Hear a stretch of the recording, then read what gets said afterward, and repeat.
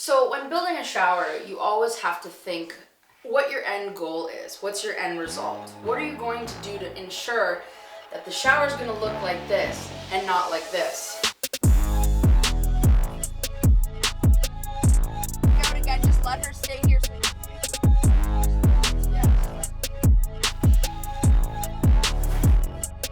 Hey everybody, Annastacia here from FIF Females.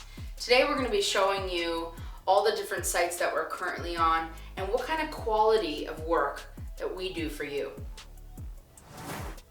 Here I'm standing in a shower that we completely gutted out, relocated the shower to become a stand-in shower rather than an existing clawfoot tub.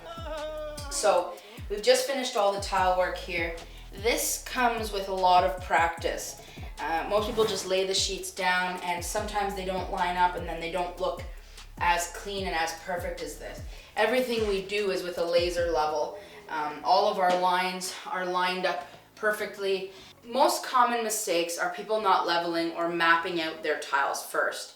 You'll end up with little tiny strips at the top, or sometimes a tile won't meet up perfectly.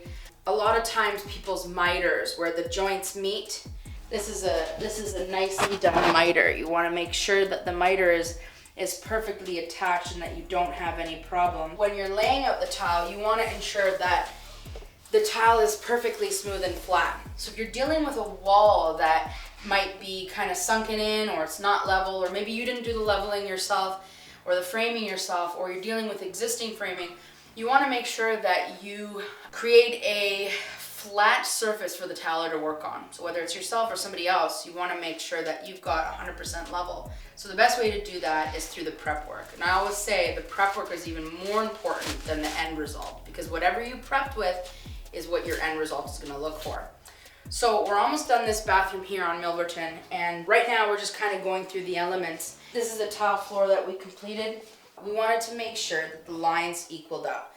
So now I'm going to show you just how important layout is. This is the difference between someone who takes their time and organizes the tile so it flows properly versus somebody who might not do that. So if you come over here and have a look at this down here, you will see that these lines go all the way up into the shower pan itself. And I like to line up the lines at the wall and into the shower pan and into the tile so that everything flows nicely.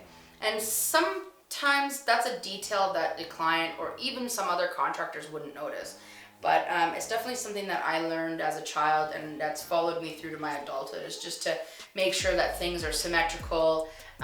For example, when we do lighting and when we do our receptacles, I like to make sure that everything is equal distances, that our lighting is equal distances, and that it reflects whatever unit we put in or whatever we're doing to the shower or what we're doing to the vanity, that everything's center and in line, because nobody likes anyone out of line. Now, another thing was, this is a partial exterior wall, so we had to insulate this wall and make sure that the pipes are going to be okay and not get frozen over the winter.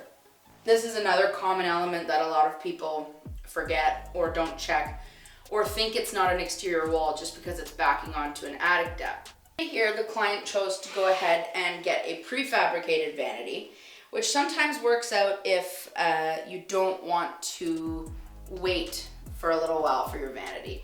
Also, it makes for an easier transition, but we can customize any kind of vanity you'd like.